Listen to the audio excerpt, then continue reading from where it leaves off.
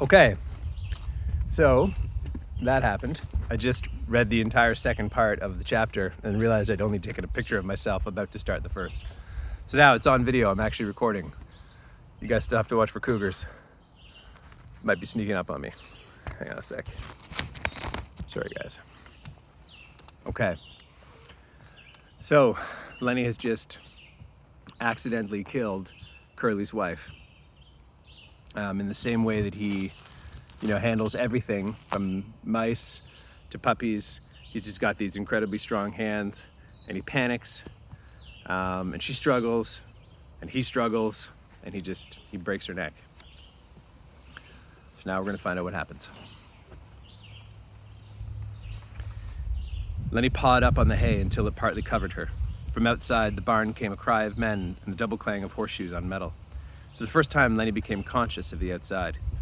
He crouched down in the hay and listened. "I done a real bad thing," he said. "I shouldn't have did that.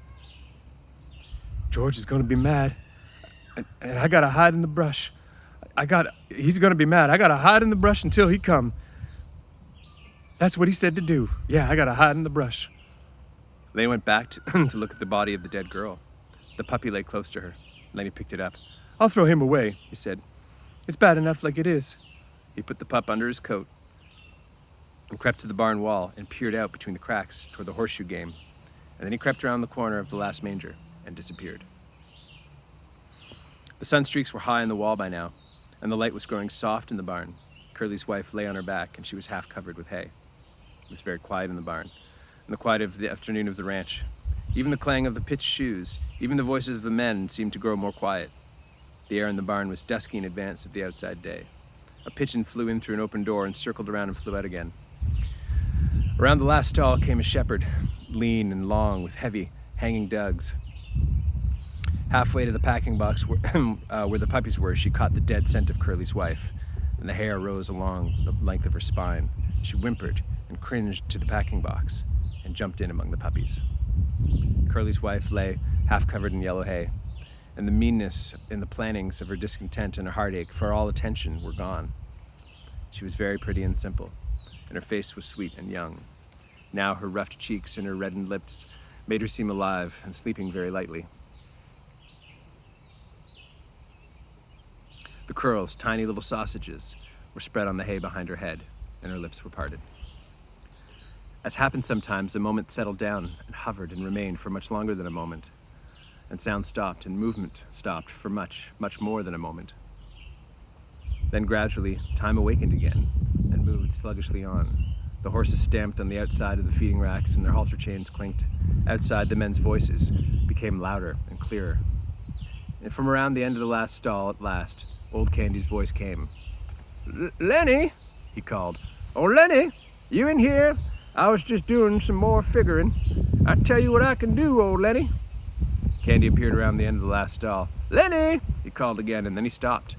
His body stiffened. He rubbed his smooth wrist with his white stubble whiskers. Sorry, I didn't know you was here," he said to Curly's wife. When she didn't answer, he stepped nearer. "You oughtn't sleep here," he said disapprovingly, and then he was beside her. "Oh, Jesus Christ." He looked about helplessly and rubbed his beard, and then he jumped up and went quickly out of the barn. The barn was alive now. The horses stamped and snorted, and they chewed on the straw of the bedding, and they clashed their chains and their halters, and in a moment Candy came back, and George was with him. Candy pointed at Curly's wife. George stared. "What do you want me to do about it? What's the matter with her?" he asked. He stepped closer, and then he echoed Candy's words. "Oh, Jesus Christ." He was down on his knees beside her. He put his hand over her heart, and finally, when he stood up slowly and stiffly, his face was hard and tight as wood, and his eyes stiffened. Candy said, "What done it?" George looked at him coldly. "Ain't you got any idea?" he said, and Candy was silent. "I should have knew." "Yeah, I should have known," George said hopelessly. "I guess maybe way back in my head I did know." Candy asked, "What are we going to do now, George? What are we going to do?" George was a long time in answering. I guess we got to tell the guys. I got some Get him. Lock him up. We can't let him get away. Why, the poor bastard might starve. And he tried to reassure himself. Maybe they'll lock him up and be nice to him. But Candy said excitedly, We ought to let him get away. You know that Curly's gonna have him killed. Curly's gonna torture him. George watched Candy's lips. Yeah. That's right. Curly will. And some of the other guys will too. Damn. Now Candy spoke his greatest fear. You and me can still get that little place, can't we, George? You and me can still live nice, can't we? Before George answered, Candy dropped his head and looked down at the hay. He knew. George said softly, I think I knowed from the very first. I think I knowed from the very first we'd never have her. I should have known. Then it's all off? Candy asked sulkily. George didn't answer the question. George said, I'll work my month and I'll take my $50 and I'll stay in some lousy cat house. Or I'll stay in some pool room until everybody goes home. And then I'll come back and I'll work another month and I'll have $50 more. Candy said, He's such a nice fella. I never think he'd done nothing like this.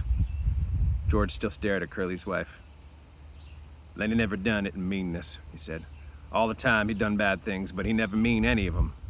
He straightened up and looked at Candy. Now listen, we gotta tell the guys.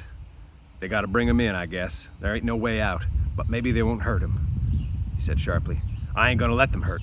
I ain't gonna let them hurt Lenny. Now you listen. The guys might think I was in on it. I'm gonna go to the bunkhouse. And then in a minute, you come in and tell the guys what you heard about, right? And then I'll come along and make like I never seen her. Will you do that? Will you do that, Candy? So the guys won't think I was in on it. Candy said, Sure, George, I can do that. Okay, give me a couple minutes then. And then you come running and hollering, and you say just like you found her, all right? George turned and went quickly out of the barn. Old Candy watched him go. He looked helplessly back at Curly's wife, and gradually his sorrow and his anger grew into words. You goddamn tramp, he said viciously. You done, didn't you? I suppose you're glad. Everybody knows you're gonna mess things up, and now you messed them all up. You wasn't no good. You ain't no good now, lousy tart. He sniveled and his voice shook. I could have hoed in the garden and washed dishes for them guys. He paused, and he went on into a sing-song. He repeated the old words. If there was a circus or a baseball game, we would went to her. Just said, to hell with the work, and we would have went to her. His eyes began to fill up with tears, blinding tears, and he turned and went weakly out into the barn. He rubbed his bristly whiskers with his stump wrist. Outside, the noise of the game stopped. There was a rise of voices and question, a drum of running feet, and the men burst into the barn. Slim and Carlson, young Wit and Curly, and Crooks keeping back out of attention range. Candy came after them, and last of all came George. George had put on his blue denim coat and buttoned it, and his black hat was pulled low over his eyes. The men raced around the last stall. Their eyes found Curly's wife in the gloom. They stopped and stood still and looked. Then Slim went quietly over to her, and he felt her wrist. One lean finger touched her cheek, and then his hand went under the slightly twisted neck, and the fingers explored the neck. When he stood up, the crowd neared, and the spell was broken. Curly came to life suddenly. I know who done it, he cried. That big son of a bitch done it. I know who done it. Why everybody else there's playing horseshoes, he done it. He worked himself. Intermission. Mission tea. Tiens ici. Ils vont dire bonjour aux amis Brown? Hello. Hello. Ouais. Et va avec maman.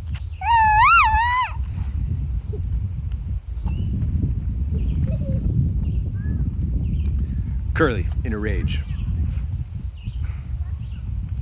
I'm gonna get him. I'm gonna get my shotgun. I'll kill that son of a bitch myself. I'll shoot him in the guts.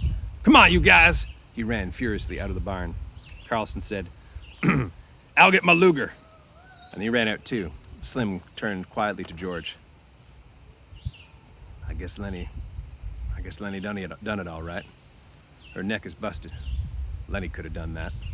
George didn't answer, but he nodded slowly. His hat went so far down on his forehead that his eyes were covered. Slim went on. Maybe like that time in Weed he was telling about. Again, George nodded. Slim sighed. Well, I guess we gotta get to him. Where do you think he might have went? It seemed to take George some time to free his words. He would have went south, he said. We come up from the north, so he would have gone south. I guess we gotta get him, Slim repeated. George stepped close. Could we maybe bring him in and then they'll lock him up? He's nuts, Slim. He never meant to do anything mean. Slim nodded. We might, he said. If we could keep Curly in, we might, but Curly's gonna want to shoot him. Curly's mad about his head.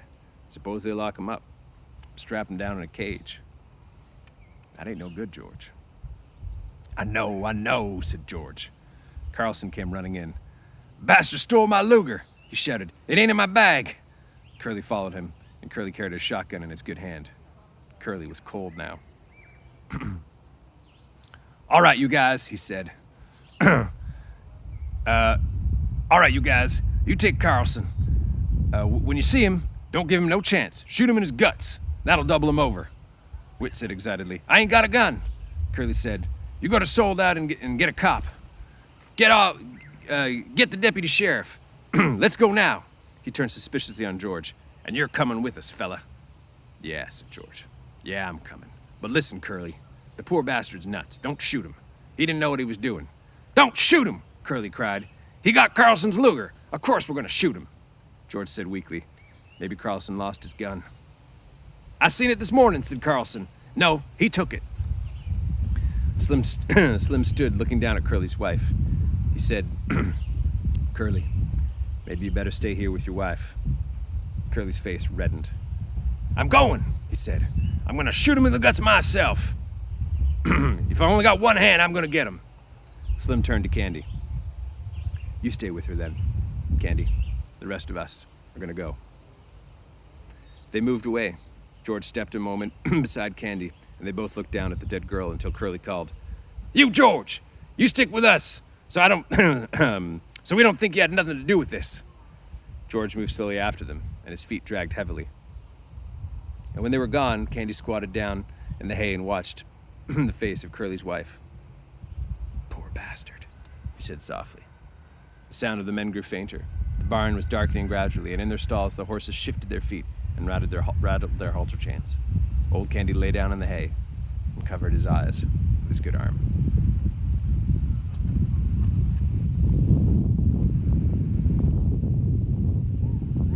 Heavy chapter. So we talked a lot about foreshadowing an event like this. We were taught, and some of you predicted something like this was going to happen in our chats. And so good for those of you who did. There's one more part left. We'll discuss this last chapter on Friday like we always do at 1 o'clock. And then we'll see how the story plays out in the end. We'll talk to you guys then. Okay, og vagen er